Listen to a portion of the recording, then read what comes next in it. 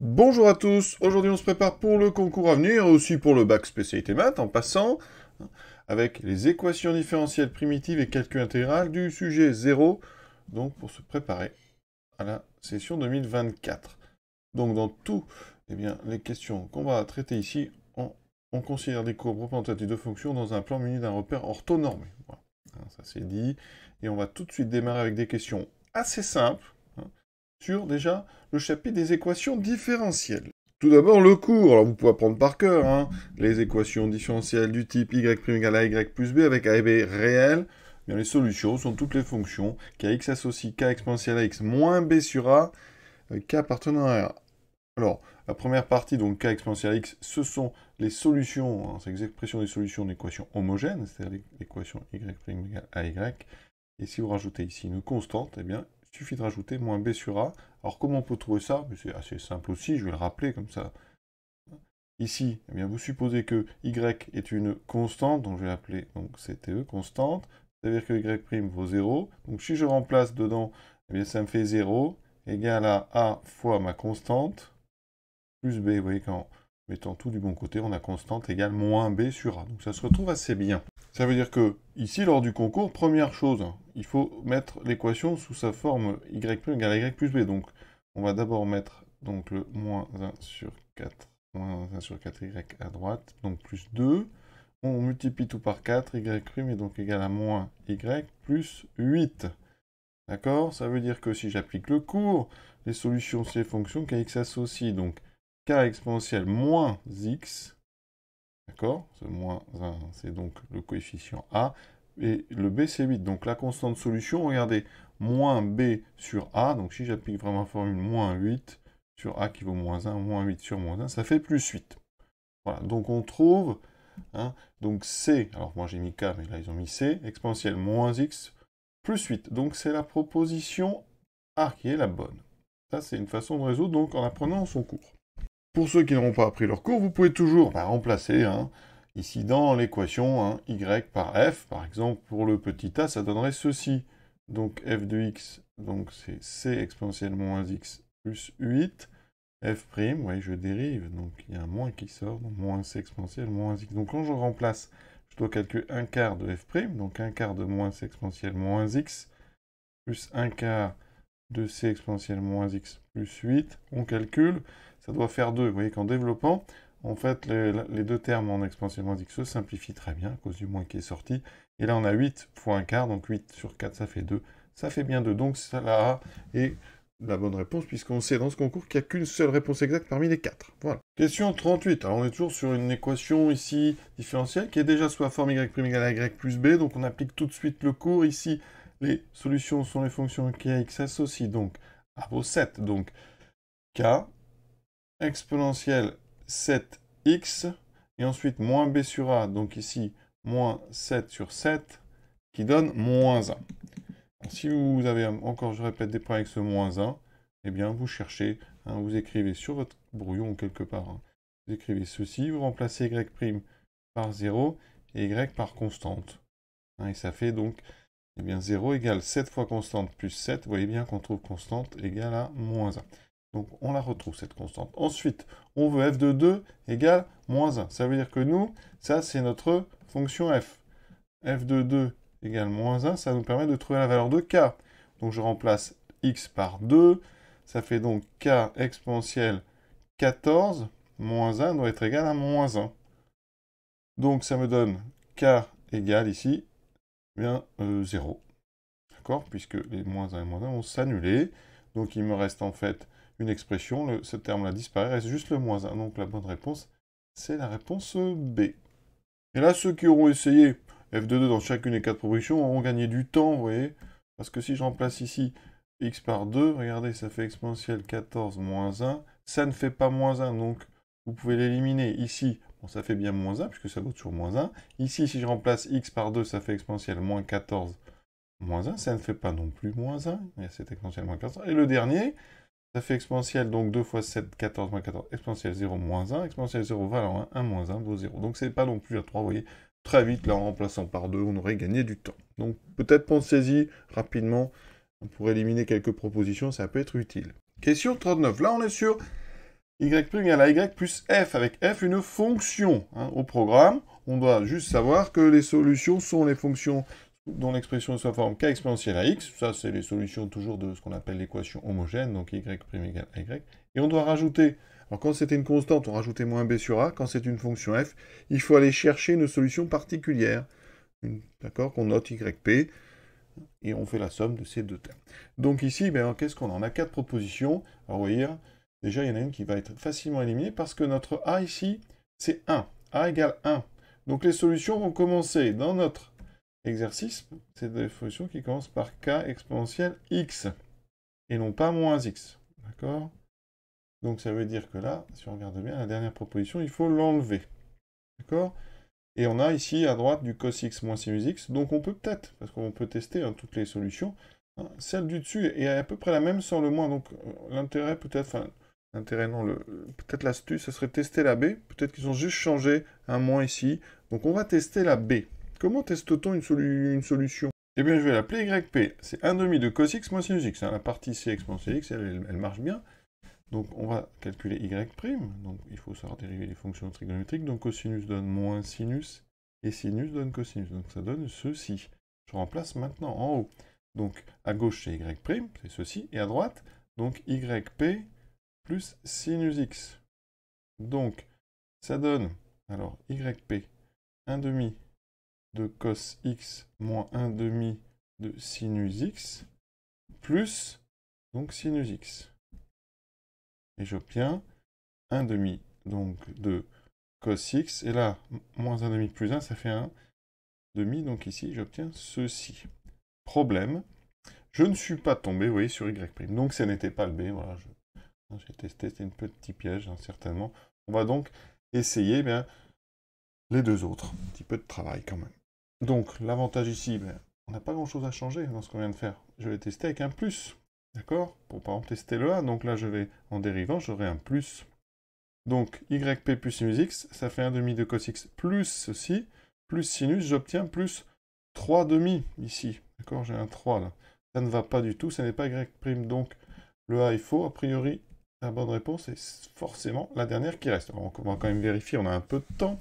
Bien sûr, lors du concours, il faut aller vite, hein. Mais là, regardez, on va vérifier. C'est juste rajouter en fait un petit moins ici. D'accord, donc quand vous dérivez, il y aura juste un moins. Donc yp plus sinus x, ça fait moins 1/2. Ici, moins 1/2 plus sinus. Donc j'ai, alors si je factorise, alors il faut que ça soit égal à y'. Hein. Donc je vais factoriser par moins 1/2. Ça me fera du cosinus. Ici, moins sinus. Et si je mets dans l'autre sens, c'est bien moins sinus plus cosinus. Donc je retrouve bien ici y'. Donc effectivement, c'est bien la réponse. C'est la bonne réponse. Question 40. Une solution particulière sur R de l'équation différentielle y' moins 2y égale exponentielle 2x est donnée par quelle expression? Il va falloir, là on va tester, hein. On teste rapidement, donc là, le a, donc ici, ça veut dire qu'à chaque fois, il va falloir que je calcule f', donc ça se dérive très bien, exponentielle 2x, il y a un 2 qui sort, donc ça fait exponentielle 2x sur 2, donc quand je fais f' de x moins 2 f de x, vous voyez, ça doit me donner exponentielle 2x, alors est-ce que ça marche? On obtient ceci, moins 2 fois f, mais 2 fois f, il y a 2 sur 4, donc il y aura un autre demi, vous voyez qu'ici, ça donne 0, donc déjà, on élimine la a. Pour la C, parce que ça ressemble beaucoup, donc là, en dérivant, donc, qu'est-ce qui va changer? Alors, ici, donc, tout ça va changer, voilà. Donc, j'aurai 2, donc quand je dérive 2 exponentielles de x, ça fait 4 exponentielles de x. Donc là, j'aurai 4 exponentielles de x, moins 2 fois 2, 4 exponentielles de x, ça fait encore 0. Alors, c'est tout à fait normal, parce qu'en fait, toutes les fonctions qui sont des k exponentielles de x sont des solutions de y' égale 2y. Donc, ça veut dire que pour elles, à chaque fois, y' moins 2y vaut forcément 0. Donc, ça ne peut pas être les solutions. On aurait pu l'éliminer plus vite. Mais quand on élève, on n'a pas toujours la vision comme ça globale des choses immédiatement. Mais ça peut servir, vous voyez. Donc, on essaye le b ou le d. C'est-à-dire 1/2 de x exponentielle 2x. Donc, je dérive comme si c'était un produit. Évidemment, c'est un produit de toute façon. Et donc là, j'ai u', donc 1/2 exponentielle 2x, plus uv', donc je dérive exponentielle, il y a un 2 qui sort, comme il y a un demi, ça fait plus x exponentielle 2x. Et donc quand je fais donc 1/2 d'exponentielle 2x plus x exponentielle 2x moins 2f, donc 2f, vous voyez, ça fait x exponentielle 2x, ceci disparaît et il me reste 1/2 d'exponentielle de x. Ça ne va pas. Donc c'est forcément la quatrième, la bonne réponse. Hein. Donc lors du concours, on peut gagner du temps. Là, on va vérifier quand même. Donc si j'enlève le demi qui est au début, vous voyez, ici, donc ça veut dire qu'en dérivant, je passe demi. Hein. Donc, pas besoin de faire ça. Donc quand je dérive, j'aurai donc ici, on dérive, donc exponentielle de x, et là, on a un 2 en plus. Donc, je rajoute un 2. Donc quand je remplace en bas, regardez, ici on a ça. Là, j'ai donc 2x exponentielle de x, moins 2 fois, etc. Donc les deux disparaissent, il me reste bien exponentielle de x. Donc c'est bien la réponse D. On passe maintenant au thème des primitives. Donc on vous donne ici petit f, et il faut trouver parmi les 4 quelle est celle qui peut être une primitive sur R étoile. On ne peut pas diviser par 0, donc il va falloir dériver grand F à chaque fois. Donc c'est assez simple, parce qu'on est sur des dérivés de fonction composée, donc on a du cosinus u, donc dérivée de cosinus u, je vous rappelle, c'est u' fois la dérivée de cos, donc ça fait moins u' sinus u, et pour la dérivée de sinus u, c'est donc u' cosinus u, d'accord? Donc, ça va aller, ça va assez vite ça à faire. Hein. Il faut aussi peut-être que je vous donne la dérivée d'1 sur x2, donc quand on dérive 1 sur x2, alors ça c'est du cours, hein, il faut l'apprendre par cœur, normalement. Hein. C'est donc moins 2 sur x3. Alors peut-être c'est bon de connaître la dérivée. Hein. Donc là, j'ai dérivé des 1 sur x puissance n. Ça vous servira pour faire des maths. C'est moins n sur x puissance n plus 1. Voilà. Si vous ne connaissez pas cette formule, vous pouvez considérer qu'on a du 1 sur u. D'accord. Donc la dérivée, c'est moins u' sur u carré. Donc si je dérive ceci... Je l'utilise avec u de x égale x2, donc la dérivée de 1 sur x2, vous voyez, donc toujours je dérive là, donc ça fait moins u', la dérivée de x2, ça fait 2x, sur x2 puissance 2, donc ça fait x4, et en simplifiant, il vous reste moins 2 sur x3. Donc, ici, je dérive le premier, grand f', vaudra donc moins, d'accord, la dérivée de 1 sur x2, donc je vous ai dit que c'était moins 2 sur x3, fois le sinus. Bon, déjà, hein, là j'ai été maladroit parce qu'en dérivant, on a vu que pour obtenir du cos, il faut dériver une expression en sinus. Donc déjà, ça, on aurait pu éliminer direct et on peut éliminer aussi le deuxième parce qu'ils vont nous donner du sinus hein, sur x2. Donc c'est forcément le C ou le D. Donc on essaie le C, donc je dérive, il y a u' cos u. Donc là, il y a juste à dériver 1 sur x2, donc moins 2 sur x3 cosinus 1 sur x2. Vous voyez que ça n'est pas bon parce qu'il n'y a pas le moins. Si je dérive le f, le moins va compenser ce moins. Donc c'est hein, la D. Voilà. Et le C était faux. Question 42. Donc on considère trois fonctions. Vous avez les courbes de f, g et h. Deux valeurs interdites à chaque fois, moins 1 et 2. Voilà. Quelle est l'affirmation qui est vraie? Donc f entre... Voilà. Quel est le lien en fait dans ces trois fonctions? Alors on va essayer le petit a. Donc f primitif de g, ça veut dire que f' doit être égal à g, et ensuite h' serait égal à g.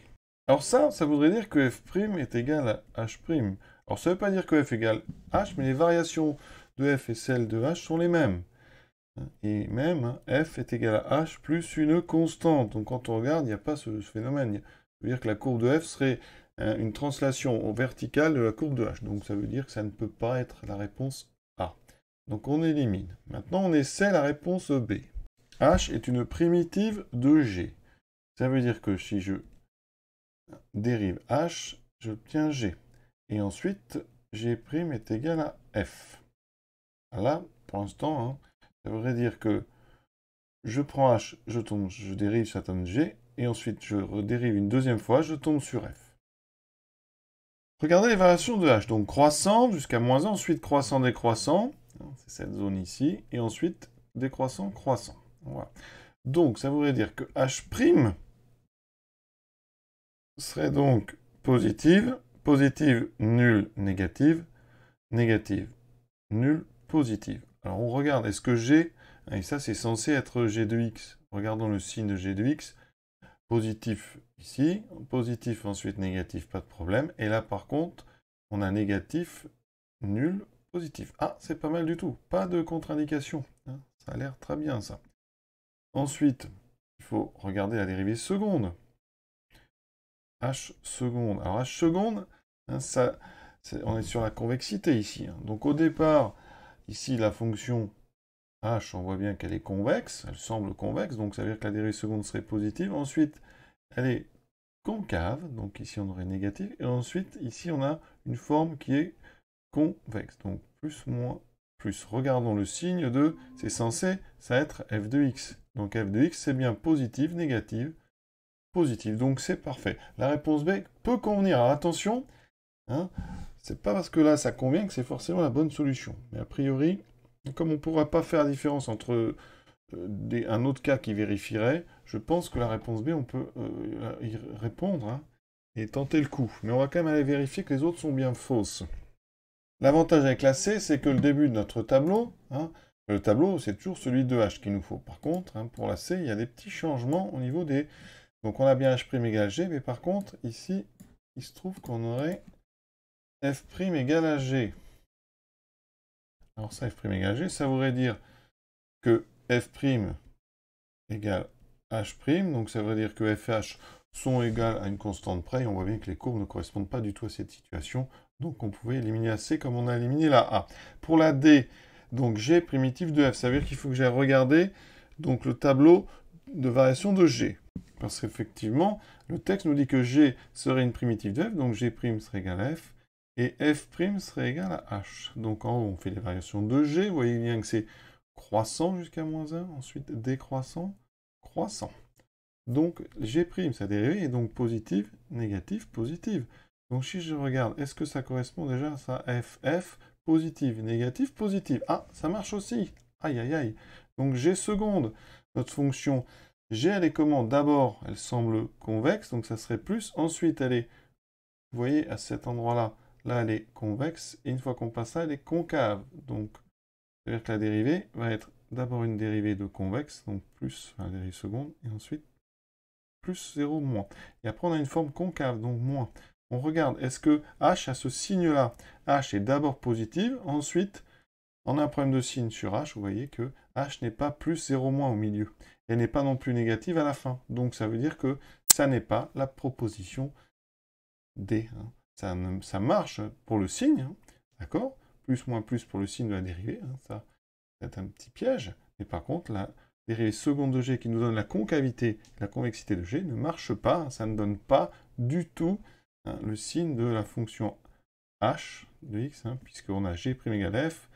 Ça veut dire qu'ici, G seconde, c'est donc F', c'est donc H. Et ça pose un problème, vous voyez. Ça ne correspond pas du tout au signe de H. Et donc, eh bien, on avait raison, c'était la B. Mais vous voyez, hein, ça peut quand même des fois être plus compliqué que ça n'y paraît, ce genre de choses. Question 43, donc on considère F continue sur R. On a tracé la courbe d'une de ces primitives, grand F. Qu'est-ce qu'on peut dire sur petit f? Donc déjà, quel est le lien entre grand F et petit f? Déjà, hein, sur R, grand F' est égal à petit f, d'accord? Ça veut dire que les variations de f hein, sont données par le signe de petit f. Donc déjà, on va pouvoir hein, faire comme ceci, un tableau. Donc ici, je vais faire le tableau de variation de grand f. Grand f de x, donc les variations. Et donc, alors ici, on nous dit que f est monotone sur moins l'infini, moins 1, et sur 2 plus l'infini. D'accord? Oui, c'est qu'après, en fait, ça continue de descendre. Donc les variations, ça veut dire qu'ici, on est, hein, vous voyez, là, à cet endroit-là, à peu près en 0,075, je vais mettre à peu près, de toute façon, ça n'a pas besoin d'être précis. Voilà, donc on a une fonction f qui va être croissante jusque là. Ensuite, décroissante jusqu'à à peu près ici, donc on va mettre 1,1. Et après, croissant. Ça veut dire que ça nous permet quand même de dire des choses sur le signe de f. Ça veut dire que f est positive, nulle, négative, nulle, positive. Alors regardons rapidement. Bon, f de x égale 0, il y a deux solutions. Donc il n'y en a pas 3, donc la B est fausse. On voit bien qu'il n'y a pas d'autre, en fait, tangente horizontale. Ensuite, f est décroissante sur moins 3,5, 1. Alors, j'ai placé moins 3,5, c'est moins 1,5. Alors là, j'ai mis 0,75, c'est moins 0,75, attention. Donc, moins 3,5, c'est ici. Donc, f est d'abord positive, et jusqu'à 1 est ici. F est positive, nulle, négative. Donc, ça n'est pas A. F change de signe en moins 0,75. F est négative sur moins 1,5, 2. Ben non, parce que moins 1,5, c'est ici, vous voyez, par là. Et 2, c'est après, donc on est sur un signe ici, sur un moment où ça alterne, ça s'annule en 1,1 et ça change de signe, donc le C n'est pas bon. Donc, c'est la réponse D. F admet un minimum global sur R. Les trois autres étant faux, c'est forcément la D. Alors, on va quand même regarder. Regardez la courbe de F, elle est où? Donc, de moins l'infini jusqu'à moins 0,75, donc à peu près, on est sur du signe positif. Donc, la courbe de F, elle est quelque part au-dessus. Voilà. D'accord? Ça veut dire qu'elle est ici. Je ne sais pas où. Voilà. C'est une courbe qui est ici. Il y a peut-être plein d'oscillations, mais le signe est toujours strictement positif. Quand on dépasse 1,1, c'est toujours aussi strictement positif. Donc, la courbe, elle est aussi ici. D'accord? Ensuite, la courbe va passer par là. Et entre les deux, par contre, elle est négative. Mais comme c'est une fonction continue, eh bien, ça veut dire qu'ici, eh bien, il y a forcément un minimum. D'accord? C'est la pente la plus basse de la courbe. Alors, on peut le regarder sur le dessin, l'endroit où la courbe est la plus pentue en descendant. Donc, c'est vers ce point ici, au niveau du point d'inflexion. Alors, je vais le situer ici. Donc, vous avez ici une tangente très particulière. C'est la tangente la plus pentue. Avant, vous voyez, on est un peu moins pentu. Et après, ça réaugmente. Donc, c'est le point d'inflexion qui vous donne l'endroit où F atteint son minimum global. Après, les tangentes étant positives, elles sont forcément toutes plus grandes que celle-ci. Donc, c'est bien la D. Et pour être complet, on aurait pu aussi regarder donc, directement la concavité de F. Parce que F seconde, ça donne la concavité. On voit bien que F est d'abord concave, donc F seconde est d'abord donc négatif jusqu'à un point d'inflexion qu'on situe vers 0,2, 0,3, et ensuite la forme est convexe. Donc on a une dérivée seconde qui est moins plus. Mais la dérivée seconde, c'est en fait f'. D'accord? Et donc f' est négatif, positif. C'est-à-dire que f est décroissante, croissante. Donc il y a bien un minimum, vous voyez? Ça c'est f. Décroissante, croissante, puisque sa dérivée c'est f seconde. Donc en fait, effectivement, on a un minimum global ici qui est atteint au niveau du point d'inflexion. On aurait pu peut-être tout de suite passer par cette dérive seconde, ça aurait été plus rapide. Donc je répète, on aurait pu finalement aller chercher le signe de f seconde. On voit bien que c'est concave, convexe, donc moins 0 plus, avec ici un x0 dont on n'a pas besoin, et l'abscisse du point d'inflexion. Et ensuite, ça, on sait, eh bien, comme grand F est une primitive de petit f, ça veut dire qu'ici, petit f de x, c'est f'. D'accord? Donc ça va nous donner les variations de grand f', et donc les variations de petit f, on a ceci. Donc on a bien effectivement directement un minimum global atteint au niveau de l'abscisse du point d'inflexion. Question 44. Donc f et g sont deux fonctions dérivables sur R, laquelle de ces propositions est exacte? Là, on n'a pas le choix, on va toutes les regarder une par une. Alors, si f' égale n xn-1, alors f de x égale xn. Ça, c'est faux. Pourquoi? Parce que ça pourrait, si vous prenez n'importe quelle fonction d'expression xn plus une constante k, eh bien, on a g' de x qui est égal à n xn-1. Donc, k n'est pas forcément égal à 0, donc le a. Par contre, si on a donc f de x égale xn, on a bien f' dans ce sens-là, c'est bon, mais la réciproque n'est pas vraie, à cause de cette constante. D'ailleurs, la B parle de ça. Si f et g sont dérivables avec f' égale g', f n'est pas forcément égal à g. En fait, f est égal à g plus une constante, comme on est sur R. Constante qui peut être non nulle, donc f n'est pas forcément égal à g. La C, donc si f et g admettent une même primitive, donc on va appeler ça grand F. Grand F, donc c'est primitif de f et g, ça veut dire que grand f' est égal à petit f, mais grand f' est égal aussi à petit g. Donc effectivement, si f et g ont même primitive, bien f est forcément égal à g, puisqu'en dérivant grand f, on tombe bien sur f et sur g. Donc la réponse C, elle est bonne. Ça veut dire que la D était forcément fausse. Qu'est-ce qu'elle disait, cette D? Si f et g sont deux primitives de même fonction, ça veut dire dans ce cas-là que grand f, donc on va appeler donc h cette même fonction, donc ça veut dire que f' serait égal à h et aussi g', donc on aurait tout simplement f' égale g', donc f serait égal à g plus, encore une fois, une constante, et cette constante n'est pas forcément nulle, donc ça n'était pas, vous voyez, la D. Déterminer la primitive sur moins pi sur 2, qui s'annule en 1, de la fonction f définie par f de x égale sinus x sur cosinus x. Alors effectivement, sur moins pi sur 2, cosinus x ne s'annule pas. Et d'ailleurs, sur moins pi sur 2, on balaye cet arc de cercle là, donc le cosinus Hein. Mais il va d'abord donc croître de 0 jusqu'à 1 et ensuite décroître de 1 jusqu'à 0. D'accord? Et ouvert. Donc c'est de 0 exclu.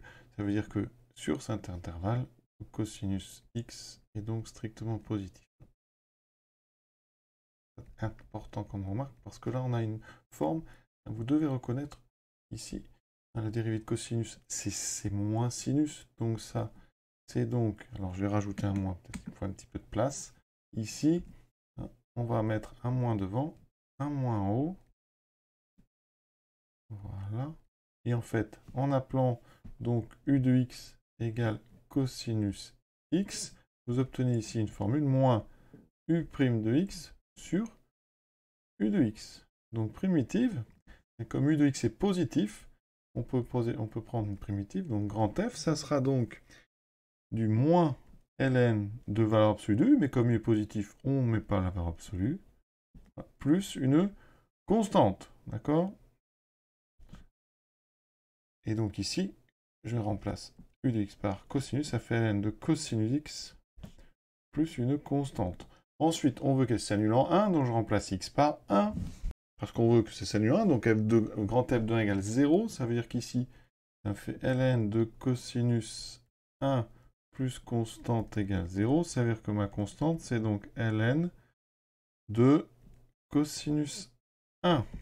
Donc là, ici, regardez, grand F, c'est donc, alors, moins ln de cos x plus ln de cos 1.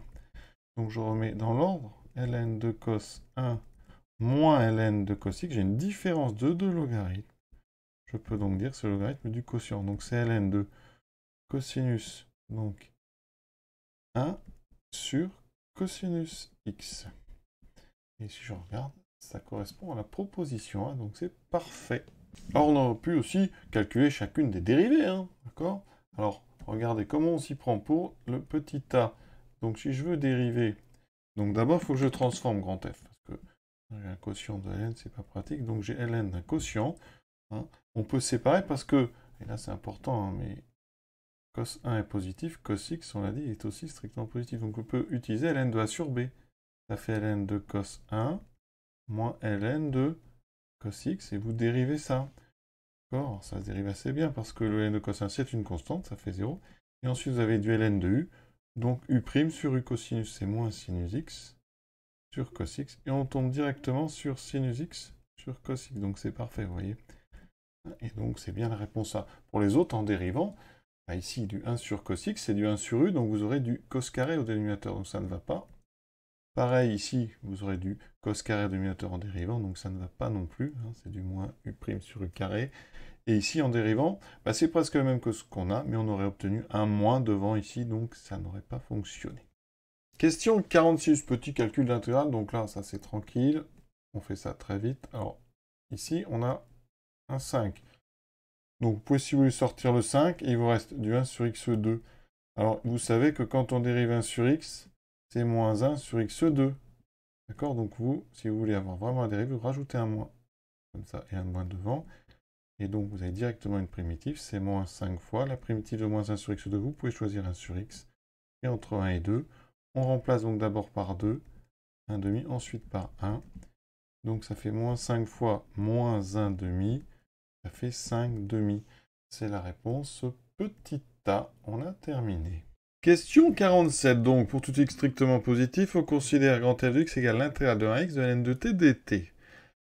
Qu'est-ce qui est vrai parmi les 4 affirmations? Comment va-t-on procéder pour aller très vite? Le plus rapide, ça serait, même si c'est pas au programme, de connaître une primitive de ln. Il faut savoir que quand on prend t ln de t moins t, si vous dérivez, eh bien vous obtenez ln de t. Je vous laisse vérifier, ça c'est une primitive en fait du logarithme. Donc c'est-à-dire que si vous connaissez ça, l'exercice est terminé parce que vous avez déjà une primitive que vous évaluez entre 1 et x, donc on remplace par x, x ln de x moins x, moins la valeur en 1, le ln de 1 vaut 0, donc il restera moins 1, qui fait x ln de x moins x plus 1. D'accord? Donc on regarde parmi les propositions qu'on nous fait, et là, on se rend compte que finalement les 3 propositions qu'on me fait pour l'expression ne correspondent pas à ce que j'ai. Et donc, eh c'est forcément que la réponse A est la bonne. Alors, ça, c'est la méthode pour ceux qui connaissaient une primitive. Hein. Tout le monde ne la connaît pas. Donc, comment peut-on faire autrement? On peut utiliser le terme fondamental de l'analyse, qui dit que si grand F a pour cette expression, eh bien, quand on dérive grand F, en fait, grand F, c'est la primitive de Ln qui s'annule en 1. Donc déjà, on a grand F de 1 qui vaut 0. Et quand on dérive grand F', eh bien, on va trouver Ln de x. Voilà. Alors, comment retrouver ça? Eh bien, imaginez que vous connaissiez une primitive de Ln. Supposons que j'ai donc une primitive de Ln. Ça veut dire que grand F de x, c'est donc grand G pris entre 1 et x. Donc, si je remplace, ça sera grand G de x moins grand G de 1. Vous voyez? Et donc, quand je vais dériver, eh bien, je retrouverai grand G', grand G de 1 fera 0, et donc je retrouve Ln, parce que la dérivée de grand G, G étant une primitive de Ln, ça me donne Ln de x. Vous voyez, donc on trouve f', Ln de x. Ça veut dire que je peux faire le tableau de signes de f'. Hein. On va voir, c'est très astucieux, très joli.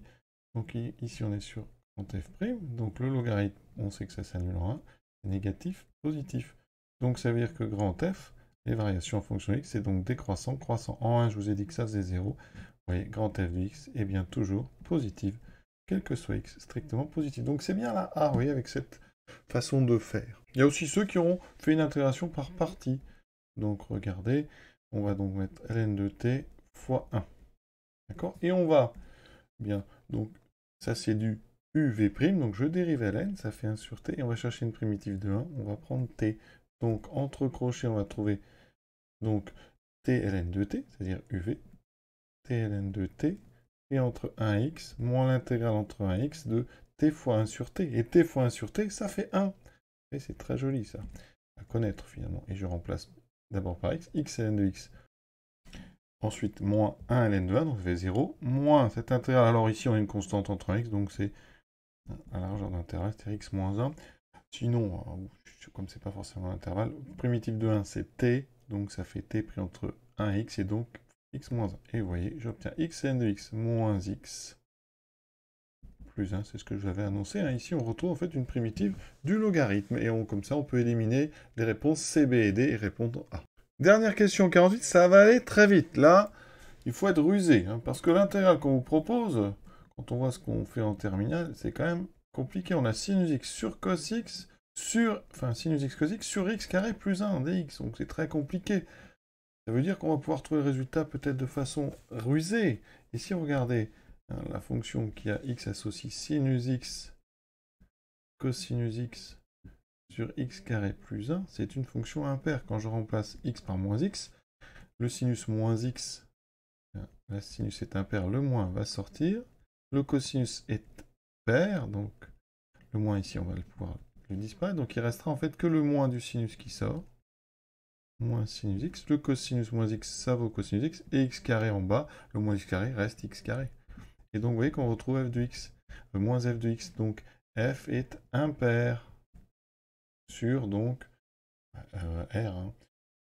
Ça veut dire qu'ici sur moins 1, mais qu'est-ce qui va se passer, hein? Eh bien, vous aurez une partie, alors je vais faire une fonction impaire simple. Par exemple, si on a ceci, voilà, eh bien, l'intégrale de gauche va s'annuler avec l'intégrale de droite, par symétrie centrale. Donc ça vaudra 0. Donc la réponse, c'est la réponse B. Et on a terminé cette série de questions sur les équatifs primitives et calcul intégral. À bientôt!